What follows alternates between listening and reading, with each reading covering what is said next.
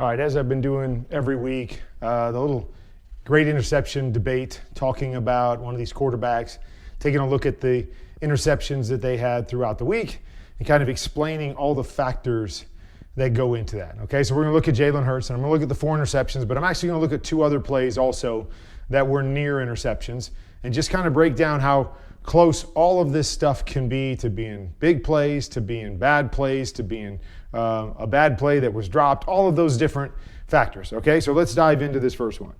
And, you guys know I talk all the time about a pressure plan. Okay, and so here's what's going to happen on this particular play is we're going to have 1, 2, 3, 4 down linemen here. It's only a 5-man protection, as you can see, empty set. So we can only block 5 of these 6. So they're going to end up bringing this guy and this guy. So we're going to be hot one way or another, okay?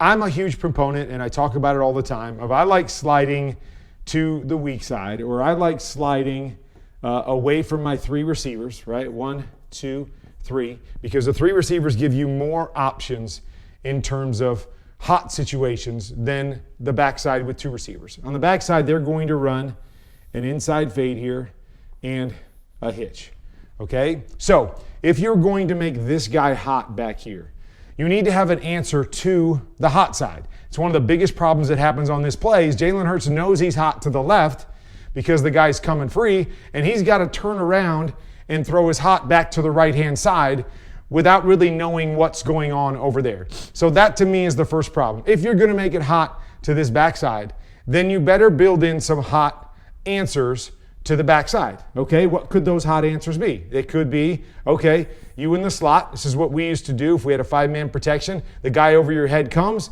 We want you to adjust it. Okay, so the adjustment might just be a hitch here. Might be a quick slant here. But you adjust it. Now I can replace right in front of where the pressure's coming from. I see it. I throw it.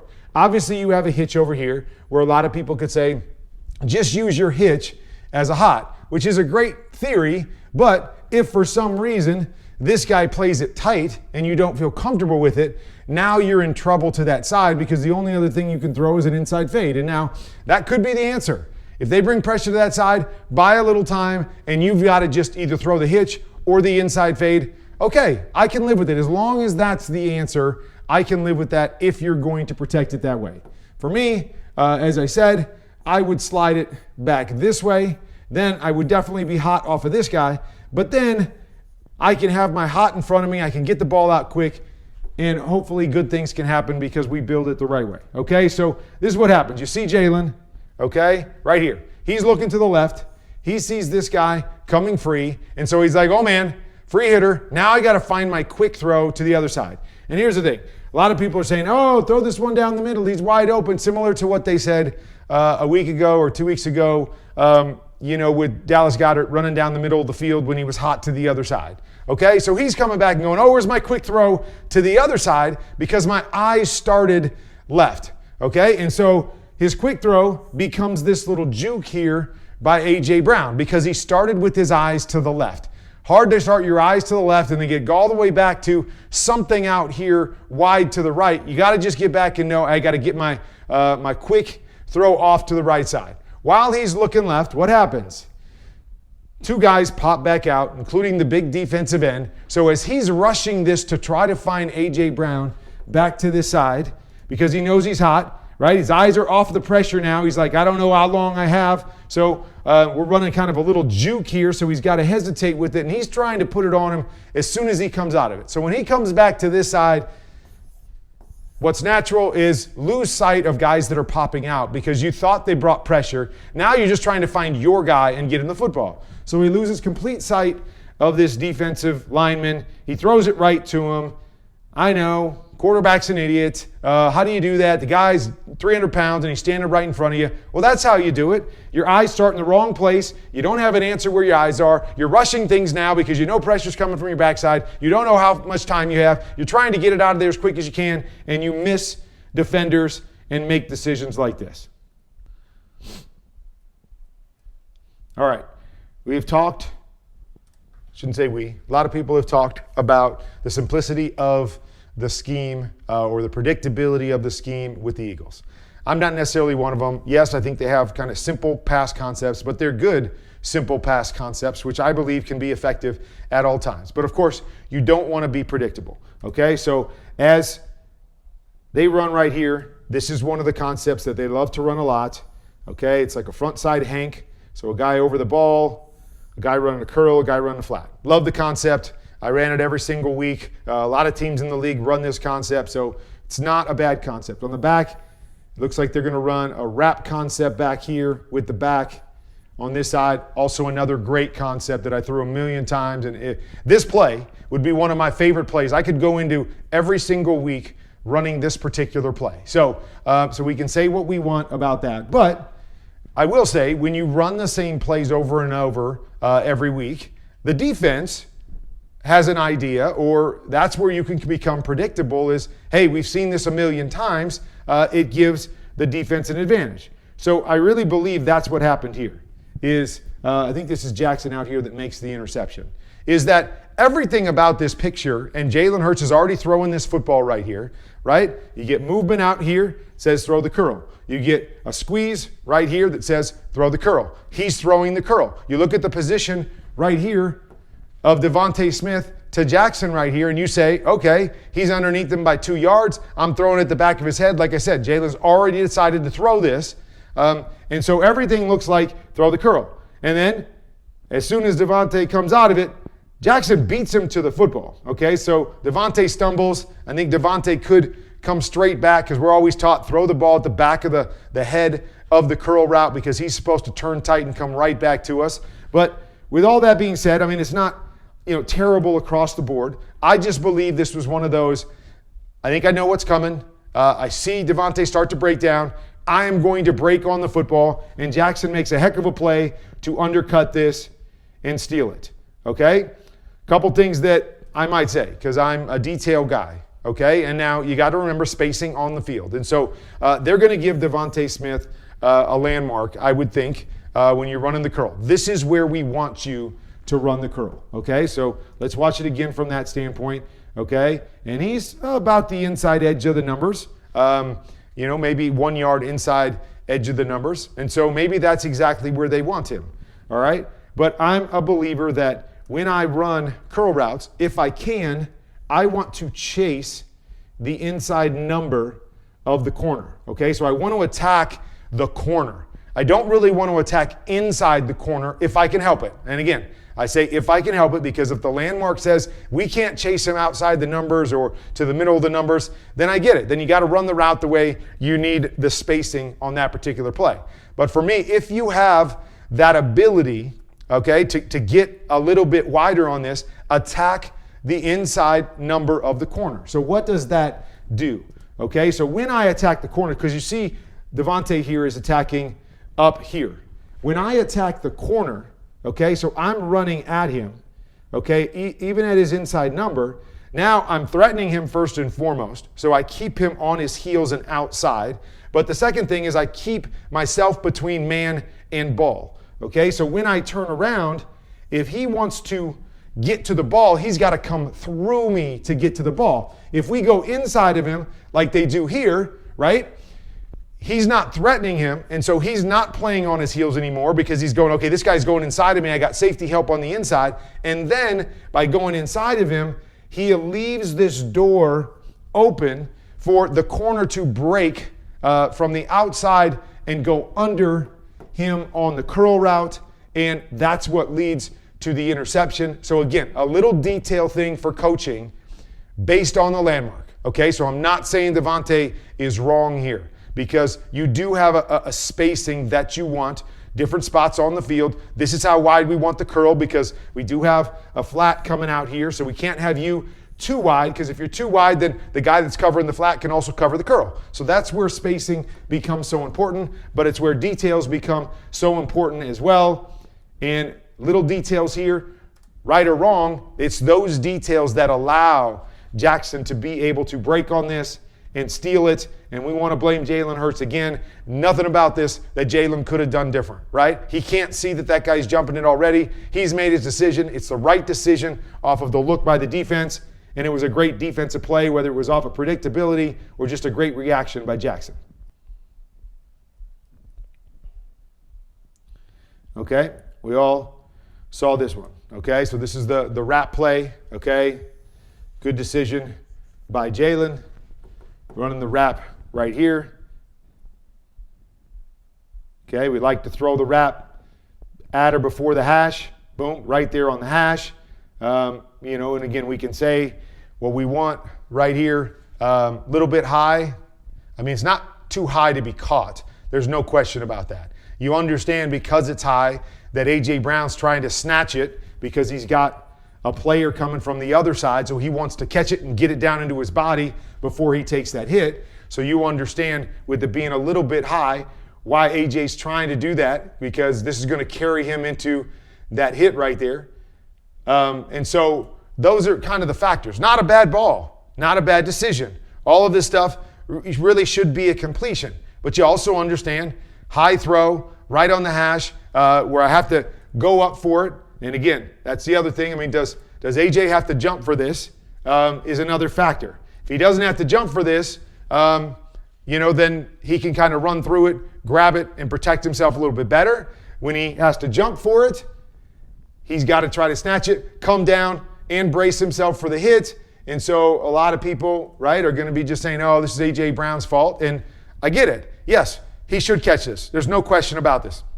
Jalen would have loved to had it 6 inches lower. But we also know it's not easy when you're going across the middle and you got a high football and you know somebody's there. And so to try to reach up and snatch it and bring it down, yeah. And then, of course, it gets tipped, and it's one of those balls that gets tipped, and instead of hitting the ground, there's a defender right there to make the interception. These are plays that happen all the time. Kind of bang-bang plays. They're not always caught. They tip off a receiver, but they don't always turn into interceptions. And so sometimes it just happens this way, that a little bit of a mistake, maybe by Jalen in terms of a little bit high, a little bit of a mistake by A.J. in terms of trying to snatch it and bring it down to protect himself. And with those two little mistakes, it leads to a tip ball, and then the tip ball becomes an interception on a play that really shouldn't have been an interception, because the right read, the ball's good enough, we just don't make the play on the other end.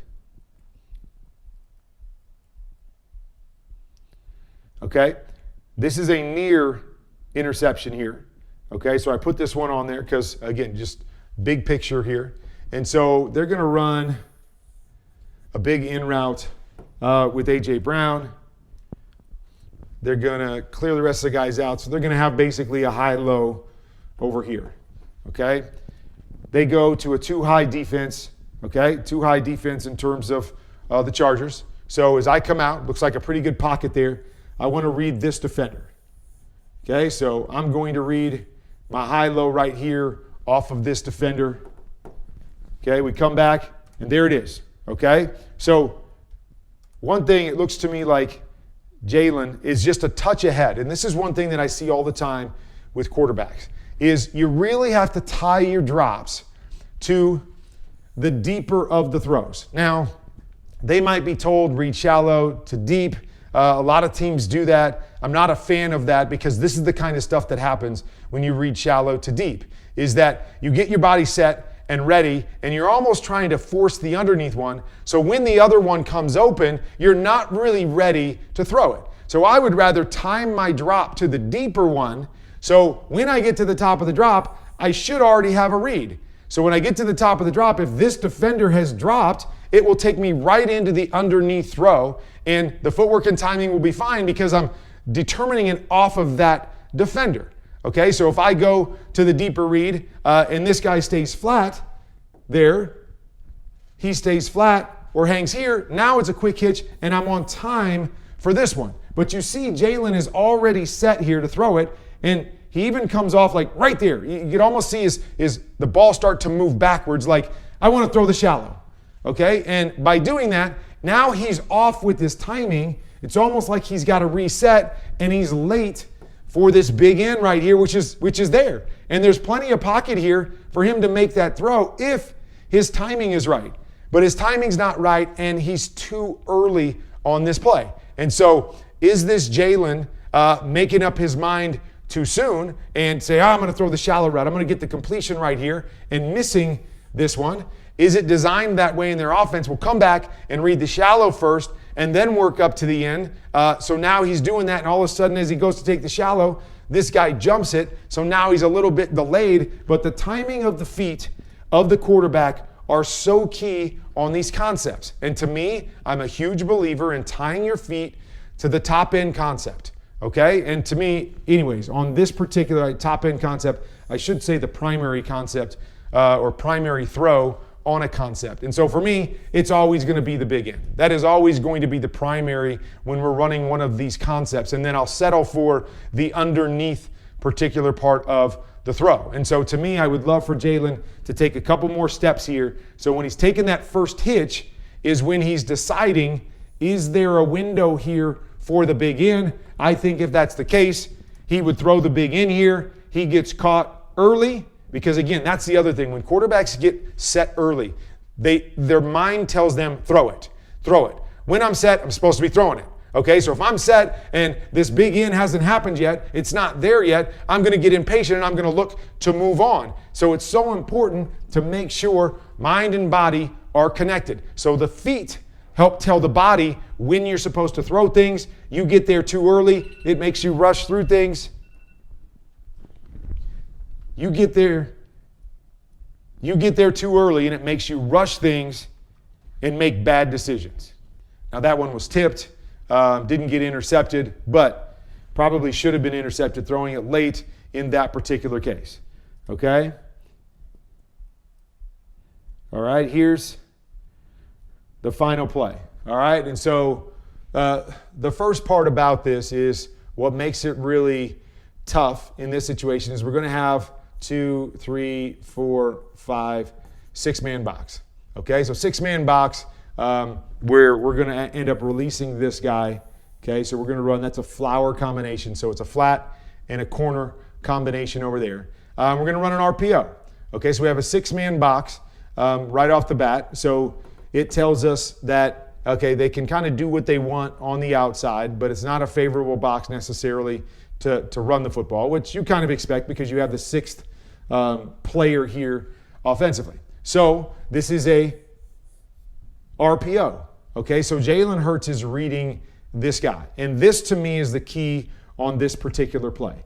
Okay, because I'm not a huge fan of this concept down from this place on the field. Because as you see, or as you'll realize, the safeties here from this far out are never really going to go back into the end zone. They're not going to get the same depth they would out in the field. Or if you get tighter to the end zone, they're going to hug the goal line either way because they know they've got an end line to be the kind of the extra defender back behind them. So they're going to force you to throw it up and over them, and they're going to be able to jump things that are underneath. And so I either like this further out or I like it closer in. So if that safety wants to sit at the goal line, we run this corner to the back pylon and we can throw it up and over. So they're kind of in a tough spot in no man's land from that perspective, in my opinion, for this concept on the outside. But this really comes down to this read right here, okay? Because if this guy truly squeezes down, and again, you see this guy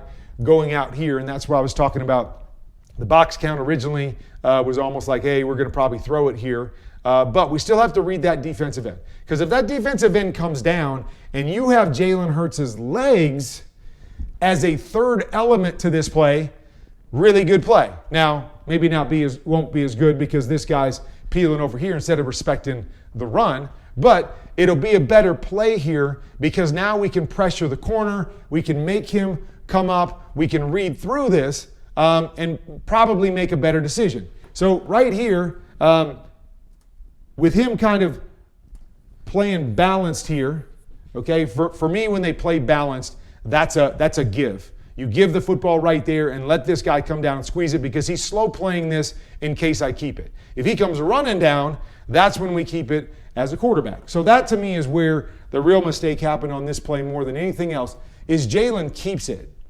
And in keeping it, this defensive end was in position to threaten him.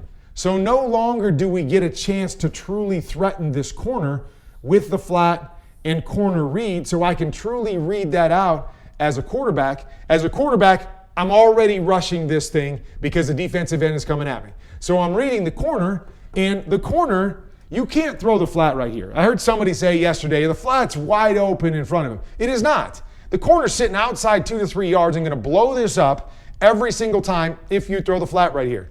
So he can't throw the flat at this particular point. Corner does a nice job of staying outside, but then because Jalen is rushed on this throw, okay, the spacing between these two guys is really tough, right? It makes it easy on a corner to be able to cover two guys. You see that the corner's already starting to fall out. Two guys that are 5 or 6 yards apart, that is a tough place to play. If they're 5 or 6 yards apart, we've got to be able to throw it up and over the top of him. But with this angle and this position, we can't do that. So Jalen's in a tough spot because the flat's taken away. I got to throw the corner. And I mean, look at the distance between these two guys. You're going to tell me any good corner in the NFL that's holding outside leverage on the flat already from the jump can't play these two players? Jalen tries to make a throw, a drive throw to beat him with it, and he just tips it. But to me, if you're going to throw this, it's got to go up and over. We've got to change our angle on the top so it's up and over the corner. And, you know, safety's going to have to make a great play as we throw it out where only our guy can get it. We go flat here. Makes it easy on this corner. We make the wrong read at the line of scrimmage. Now it just gets tipped right there. And again, a game of inches. This is probably a catch. It's probably a catch. It's probably a great throw right here by Jalen. All things considered, in a tight, tough situation, this was going to be a good throw. But the corner, as I said, a good corner in the NFL, is going to play both, going to read the ball, and he's only got to cover. I mean, look at where he is. Okay, right here. Okay, he's on about what are we saying? The 11.5 yard line. And he tips the ball right there where his feet, are at, we can say the 7 yard line. So he only had to cover about 3.5, 4 yards to be able to tip this football. And so that's something most athletes in the NFL are going to be able to do. And that comes back down to spacing as well as the decision and having to rush it for Jalen Hurts. And it leads to the game-sealing interception. Okay, and then the last play on here was one that was almost intercepted as well. And so what we're going to see here, run it one time.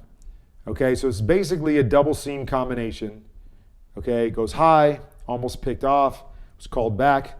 Okay, so here's what we're going to get. We're going to get a two-man coverage, which means we're man, we're man, we're man, we're man. And then somebody's going to peel and go man on the back right here. Okay, so it's the toughest coverage to throw against first and foremost because you've got two safeties high, and then these underneath man defenders are taught to play what we call trail technique. So when a guy releases and goes up over the top of them, they're taught to trail behind them. Okay, so they basically take away the underneath drive throw, and they force the throw to have to go up and over the top. And that's where the safety help comes on the back end. And so that's why it's really, really tough to throw against this two-man. Okay, so you see right there, there's the trail technique. He's going to drop underneath him. He's going to force the throw to be high and over the top of him, but also forcing it to have to beat a safety on the other side. So it's a really tough up and down. It's got to be a perfect throw right there. You see a little bit of space, but it's tough to get it in there up and over the top. This ends up a little bit high. Every quarterback has done this, and it almost gets intercepted. And so the next question you have to ask is, what else can we do here? They're running stop routes, what look to be lock stop routes on the outside. I'm not sure what this is. I think this is a seam as well, where Dallas Goedert's trying to go down the middle of the field. And then they run a swing here, which is getting matched to with man, so there's no real option there anyway. So with trail technique, you don't want to throw stops because they're going to be sitting underneath it, okay? So you have to really pick one of the seams here and think you have a chance to win. And so that's exactly what Jalen does here. He picks one of the seams, he gets a little bit of space right there, but it's got to be a perfect throw. This throw's not perfect, it goes high over the top, but it's the only throw he's got, right? Underneath coverage, underneath coverage, underneath coverage. And it looks like Dallas Goedert might even be stopping here, or I'm not really sure. So this is really the only throw that you have on this play. And so what do we want to tell a guy like Jalen in this case? Hey, it's not the perfect play against two-man. You got to take your best option. It happens all the time in the NFL. Is you got to take your best option, and if he wins, you got to be able to make a really good throw to make it work. And in this particular case, just got a slight win right there, causing it to be an even more perfect throw. And Jalen doesn't make a perfect throw, and this is what happens. Good teams make it hard on you, make you be perfect. He's not perfect, and it leads to an almost interception right here. And that's why I do these tapes, is because this is the stuff that happens every single week in the NFL, where there are close plays to be in interceptions. There's interceptions that happen because of little things across the board. Good defense, a little miss by an offense, tough play calls against a particular defense. There are so many things that go into it that I really enjoy breaking these things down for you guys and letting you know what really happened in these situations on Monday night.